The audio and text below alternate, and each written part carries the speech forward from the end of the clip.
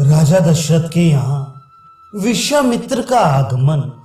वाल्मीकि जी कहते हैं इसी समय महर्षि विश्वामित्र अयोध्या नरेश दशरथ से मिलने के लिए वहां आए। उन दिनों धर्म कार्य में तत्पर रहने वाले उन बुद्धिमान महर्षि के यहाँ एक यज्ञ हो रहा था।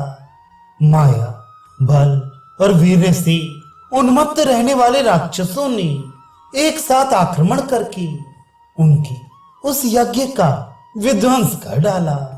उस यज्ञ की रक्षा के लिए ही उन्होंने महाराज दशरथ से मिलने की इच्छा की थी, क्योंकि राक्षसों के उत्पात के कारण वे मुनि अपने उस यज्ञ को बिना किसी विघ्न बाधा के पूर्ण नहीं कर पाते थे।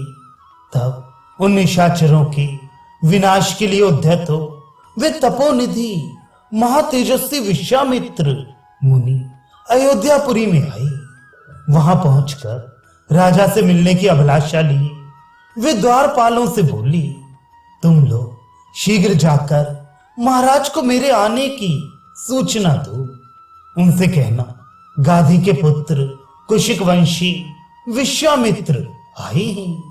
मुनि का यह वचन सुनकर राजद्वार पर रहने वाले पहरेदारों ने राजमहल में जाकर अपने स्वामी छड़ीदार से बताया, प्रभु महर्षि विश्वामित्र पधारे हैं।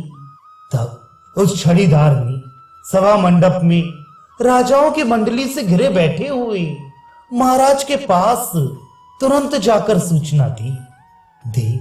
राजद्वार पर नवोदित सूर्य के समान महातेजस्वी तथा अग्नि की ज्वाला के सदृश अरुण जटाजूटधारी एक दीप्तिमान पुरुष आकर खड़े हैं।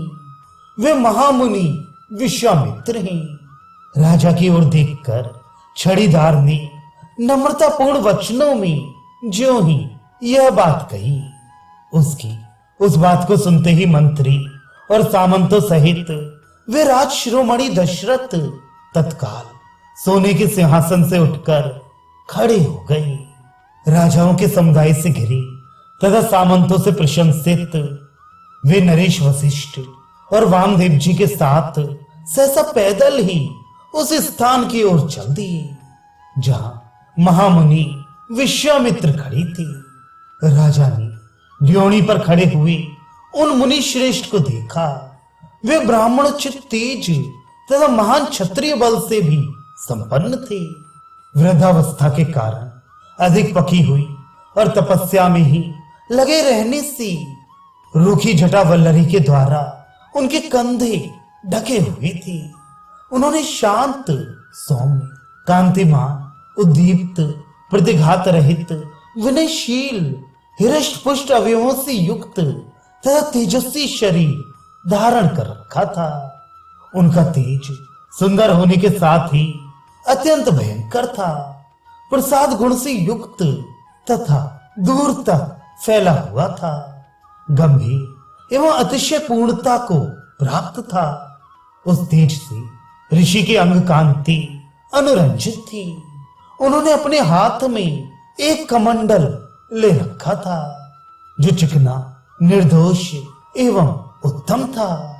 वे उनके कल्पांत स्थायी जीवन काल की सभी अवस्थाओं में सहचरी की भांति उनका साथ देती थी। मुनि का अंतःकरण अत्यंत निर्मल था।